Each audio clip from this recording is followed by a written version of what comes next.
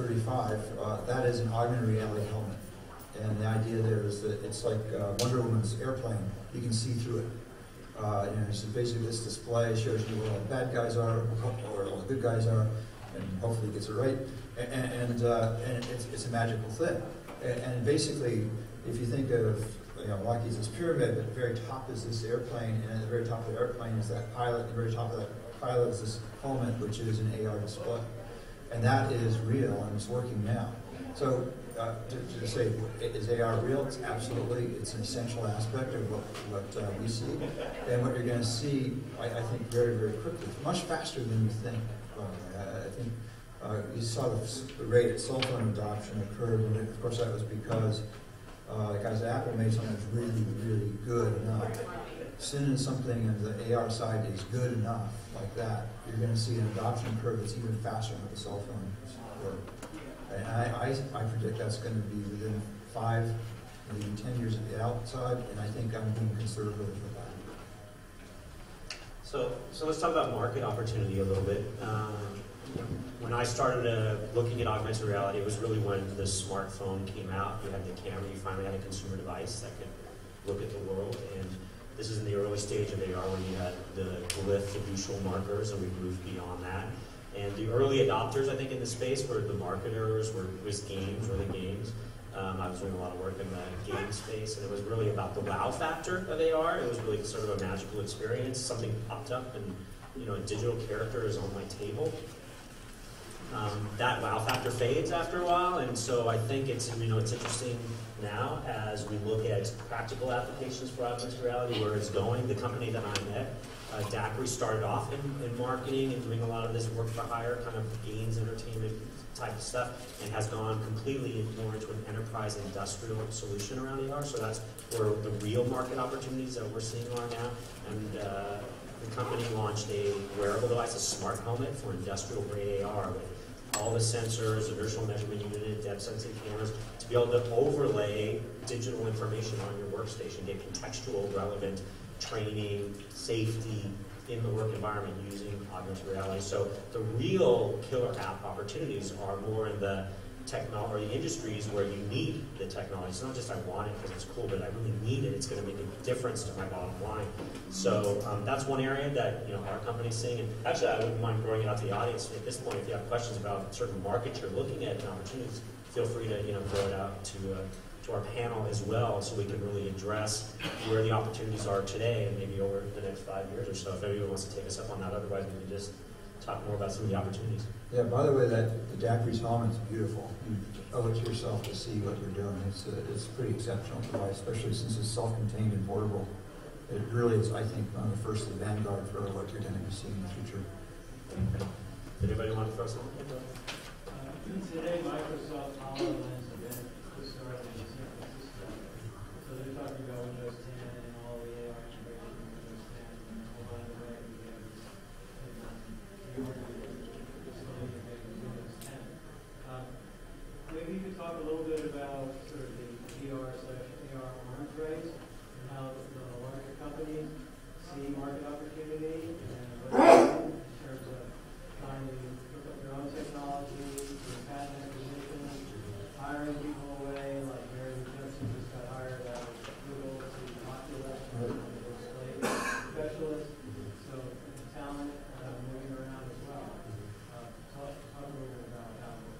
I'll throw my 1 or 2 cents. I'd love to get your feedback, but I think a lot of companies are looking at it a little bit agnostically. It depends, right? So if you have your own hardware playing, in Daiquiri's case, we have a smart helmet. It's a very specific form factor for a very specific type of worker.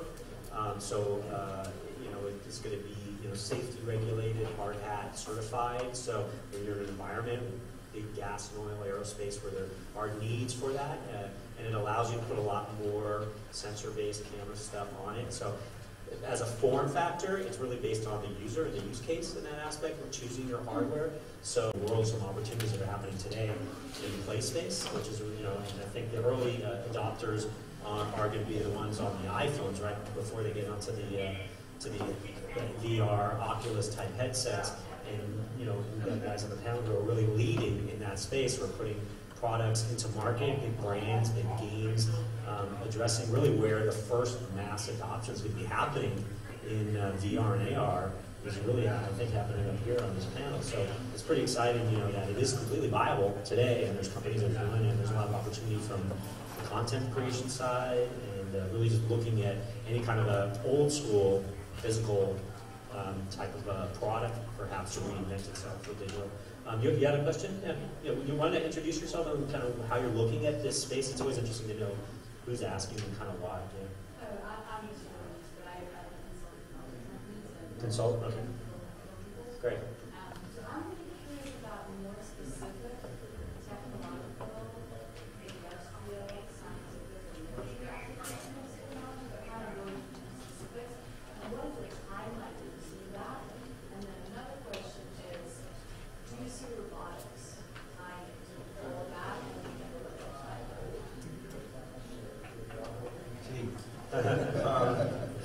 David? Okay.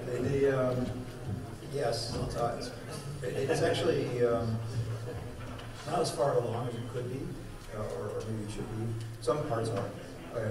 We're actually doing some amazing things on the training domain for certain very, very specialized applications.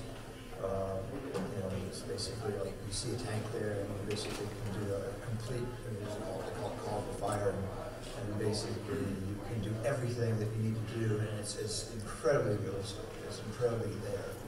This is the stuff we're just beginning to do and see, and it requires some pretty sophisticated capabilities, like we're talking about tracking, what you're looking at, where you're looking, and the device itself has to be really smart because it has to know exactly where it is in the world relative. So those things, they work. They actually work. And they haven't been deployed widely yet, but you can see that that's going to change rapidly, only because it's not just that they're more effective in the training domain, but they're also much cheaper. And that's a huge, huge thing. Usually when you do that sort of training, you have to actually throw helicopters and tanks into the field, and those are expensive things, and have to have some driver rounds that can pretend to blow them up. That's just absolutely clear that's going to be transformative. Next generations that we've experimented with is wearing head mounts and kind of having kind of mock battles and that sort of thing. I think that's coming along. It's not that far along as you expect, because it requires far more sophisticated technologies integrated, and it's just not quite to that level. On the other hand, you go back to flight simulation, for example, which is actually an old technology, was extraordinarily powerful, and it demonstrates the efficacy of this virtual world capability. Basically, in old days, you learned how to fly. You basically couldn't do anything except try to be safe. That is your goal. Anytime you try not to be safe, typically end badly. And in the flight simulator world, the envelope of operations is extraordinarily large. And basically, you can do things like take away all your engines and try to land in a river. It's like when Songbird did that, he had done it before. It was a sort of interesting thing that you're able to do something like that, explore the wild edges of what your training is, things that you should never ever have to experience, but then having done that, you're ready for it. That's what's extraordinary about this. So in a sense, I think the flight simulation that we see today and the empowering capability of it, and the fact that it does make far, far, far better pilots today than have ever existed, demonstrates what we're going to see in every measurement unit, depth sensing cameras, to be able to overlay digital information on your workstation, get contextual, relevant training, safety in the work environment using augmented reality. So the real killer app opportunities are more in the technology, or the industries where you need the technology. It's not just I want it because it's cool, but I really need it. It's going to make a difference to my bottom line. So that's one area that our company's seeing. And actually, I wouldn't mind throwing it out to the audience at this point. If you have questions about certain markets you're looking at and opportunities, feel free to throw it out to our panel as well, so we can really address where the opportunities are today and maybe over the next 5 years or so. If anyone wants to take us up on that, otherwise we can just talk more about some of the opportunities. Yeah, by the way, the Daiquiri's helmet is beautiful. You owe it to yourself to see what you're doing. It's a pretty exceptional device, especially since it's self-contained and portable. It really is, I think, one of the first vanguard for what you're going to be seeing in the future. Anybody want to throw something? Today, Microsoft HoloLens event was started in San Francisco. So they're talking about Windows 10 and all the AR integration in Windows 10. And oh, by the way, we have this facility made with Windows 10. Maybe you could talk a little bit about sort of the VR/AR arms race and how the larger companies see market opportunity and in terms of trying to look up their own technology, patent acquisition, hiring people away, like Mary Johnson just got hired out of Google to Oculus, display specialist, so talent moving around as well. Talk a little bit about how. I mean, I'll throw my 1 or 2 cents. I'd love to get your feedback, but I mean, I think a lot of companies are looking at it a little bit agnostically. It depends, right? So if you have your own hardware plan, in Dacri's case, we have a smart helmet. It's a very specific form factor for a very specific type of worker. It's going to be safety regulated, hard hat certified. So when you're in an environment with big gas and oil, aerospace, where there are needs for that, and it allows you to put a lot more sensor-based camera stuff on it. So as a form factor, it's really based on the user and the use case in that aspect of choosing your hardware. So almost to zero. We're rolling out in the sub $40 for kids category, and I think people are still seeing money selling cardboard, but that's not where Google sees the money, and I think that it's there's no way to say it without being callous, but you were part of a market research essentially, and that's what they call this explorers. Exactly, yeah, they did, and what you found was that people weren't getting what they perceived to be $1,500 of value out of that product.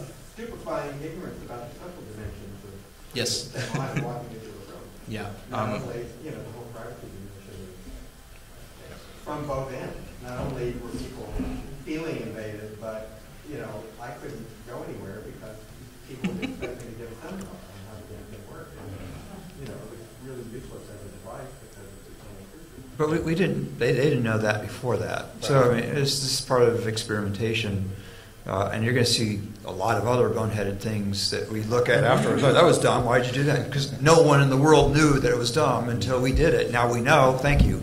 But I also think, like, to crib a term from Hollywood, they were really trying to buy an opening with that one.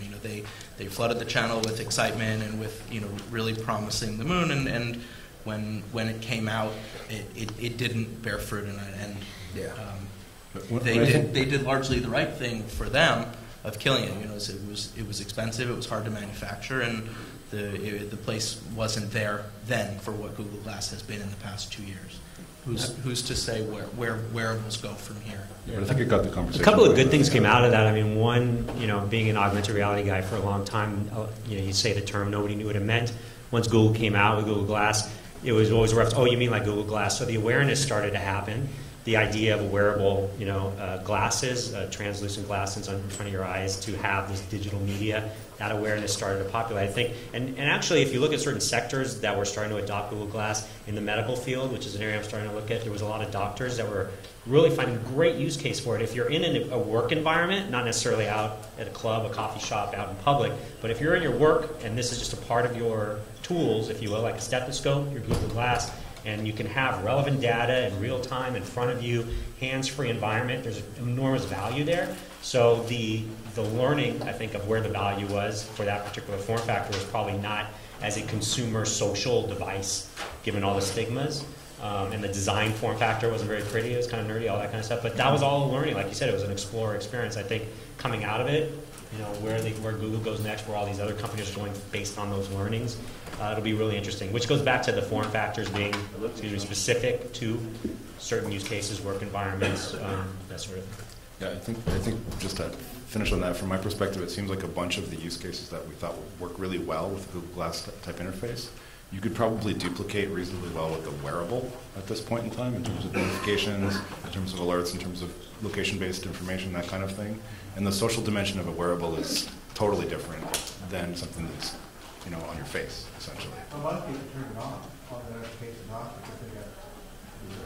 Yes. Well, that's a different problem. Question? I've looked a lot at the use of these technologies for disabled, and very often you see it with individuals and they're a lively conversation and also turning that off. In the case of augmented reality, for people that have Alzheimer's or pre-Alzheimer's or memory concerns or face blindness, these devices could really be change the quality of their life significantly. And it's just unthinkable to me that someone might have a device like this and be in a public place and that they might be ridiculed or told to take it off or given some instruction from somebody that has no idea why they have it, what the value and the need is, and make assumptions about the fact that because they are sharing the same physical space, that device impacts that individual's right to make a decision and use of that technology. And we've seen this happen with wheelchairs, with segways that's being used as. And then on the pull side of that coin, you have traditional augmented reality looking at a package, looking at a glyph. Shazam's used in a lot of commercials to pull down an audio watermark or actual audio that's from the commercial. That kind of thing can be used to trigger a second screen experience if you have an app, or to move into virtual reality. There's the ability to use HTML5 or other web-based technologies to do fairly immersive things for people who are willing to go out and grab it. I don't know if that's directly down the jaws of what you were asking, but there are opportunities there. We have time for maybe one more quick question, and then we wrap it up. Anybody else have a question? Yeah, right there. Well, there have been many attempts to do marketing and advertising. There's one field that's never been really explored, which is the meta tagging